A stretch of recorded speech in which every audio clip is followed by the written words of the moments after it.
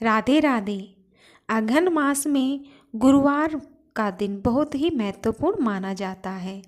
इस दिन कुछ खास कार्य करने से माता लक्ष्मी प्रसन्न होकर खूब सुख समृद्धि के आशीष देती है। अघन मास को मार्गशीर्ष कहने के पीछे भी कई तर्क हैं।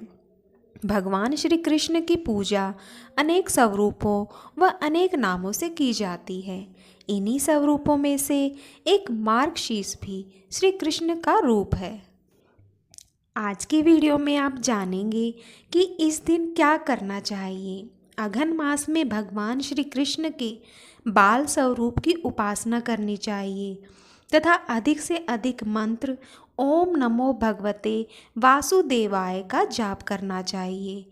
साथ ही बाल कृष्ण को तुलसी, मोर पंख, माखन मिश्री और मिठाई अवश्य चढ़ाएं।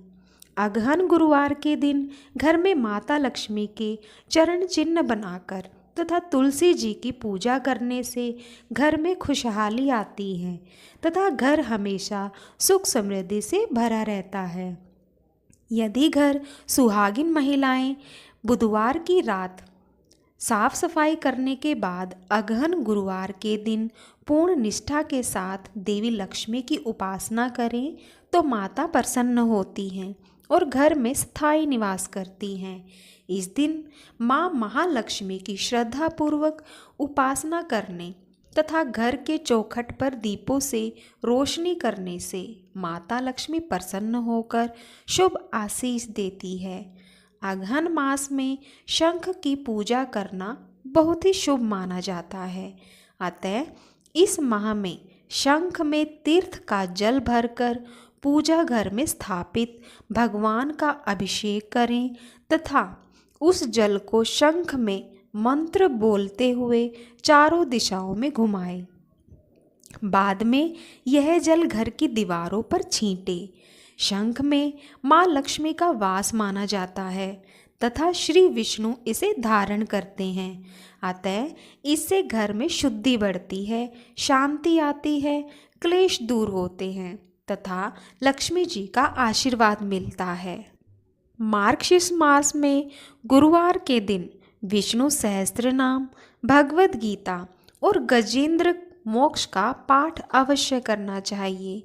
इस दिन पूजन संबंधी सामग्री जैसे चंदन, पूजा की प्रतिमा, मोरपंख, आसन, तुलसी की माला, जल कलश, पीताम्बर, दीपक आदि का दान करना अति शुभ माना गया है।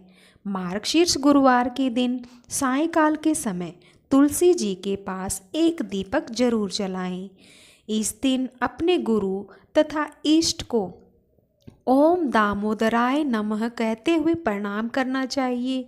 इससे जीवन के अवरोध समाप्त हो जाते हैं। मार्गशीर्ष गुरुवार को महिलाएं घर के मुख्य द्वार से लेकर आंगन तथा पूजा स्थल तक चावल आटे के घोल से आकर्षक अल्पनाएं बनाएं तो देवी लक्ष्मी उन्हें अपार संपत्ति का वरदान देती हैं।